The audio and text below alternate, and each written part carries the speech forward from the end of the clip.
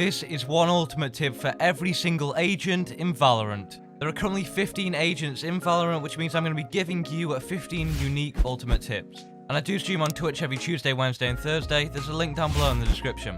A tip for Omen is that his ultimate ability really is just used to jump scare people, and Valorant is a horror game. Nah, but seriously, often when using Omen's ability, it is pretty risky to do so.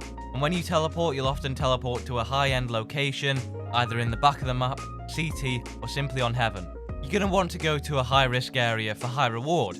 But when this does happen, often smart players will end up checking the CT, common spawn points for that ultimate, common ideal locations where you'd go. Which means as soon as you do it, they know where you are, you're no longer stealthy. So get moving and act up quick and decide what you're going to do next. A tip for when using Phoenix's ultimate is get a teammate to cover you, because when you use it, you're going to be still in the spawn location of where you originally were, which means any enemy can come up behind you and simply kill you.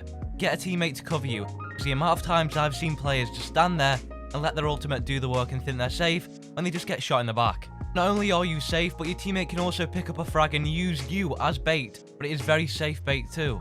A tip for Raze's ultimate: 2 words, satchel jumps. You have to learn them with Raze. Arguably the best way to use her ultimate is to combine it with a satchel jump onto an unsuspecting enemy and eliminate them with your ability.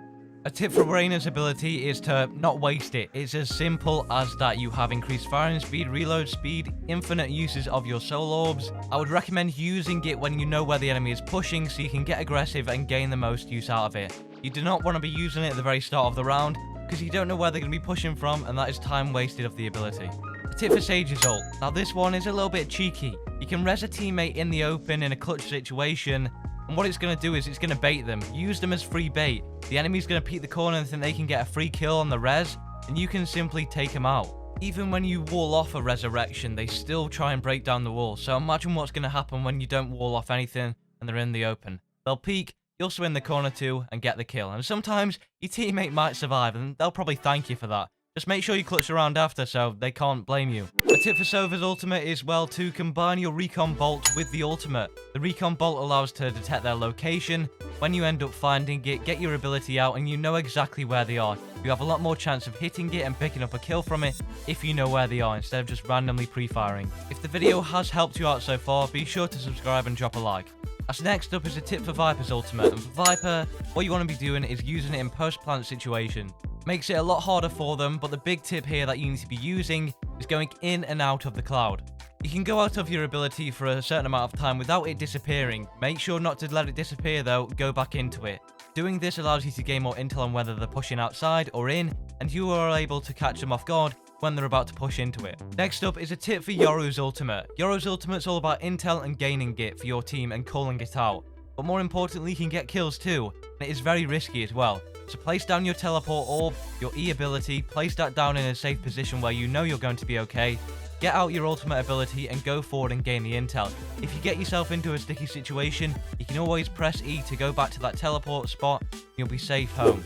With Breach's ultimate, you can use it to knock someone out of planting the spike. If you know someone's in a position where they're covered and safe, and they are planting the spike down, you can't do anything but shoot it, and that doesn't even work. So what you should do is use your ultimate ability on it and stop them from planting the spike, because it knocks them back and dazes them. You can then push in and try and pick a kill. I'd also recommend using this on multiple players. It has such a reach that you can actually hit multiple players with it, so especially in the beginning of rounds when they are all pushing one site, use it there. And if you do play Breach, why? A tip for Cypher: revealing the enemy's position is great when it's in the late round, but if it's in the start of the round or early mid round, it's practically useless. Using Cypher's ultimate in the late rounds is a lot better because there's a lot more dead bodies, and you can also gain an advantageous position on them when revealing the intel. A tip for Killjoy's ultimate is to use it when you have control of site and they're trying to push in.